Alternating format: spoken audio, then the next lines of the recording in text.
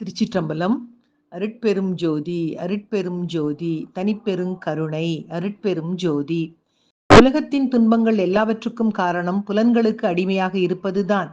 உண்மையான சுவாபத்தை வெளிப்படுத்தி மனதை உறுதிப்படுத்தும் எல்லாமே ஒழுக்கமயமானதுதான். நம்மிடையே இருக்கும் வேறுபாடுகளை குழி தோண்டி புதைத்து விடுவோம்.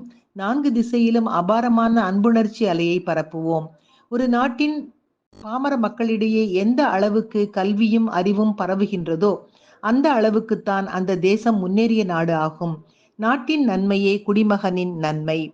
தன் விஷயத்தில் அளவுக்கு மீறி ஜாக்கிரதையாக இருப்பவன் ஒவ்வொரு அடியிலும் ஆபத்துக்கு உள்ளாகின்றான். ஒவ்வொன்றிலும் முதல் பங்கு ஏழைகளையே சென்றடைய வேண்டும். மீதம் இருப்பதில்தான் நமக்கு உரிமை உண்டு. பிறருக்கென செய்யும் மிகச்சிறிய பணியும் உள்ளிருக்கும் சக்தியை தட்டி எழுப்புகின்றது. 1000 கிலோகிராம் வெறும் பேச்சுக்கு 1 கிராம் செயல்முறை சமம்.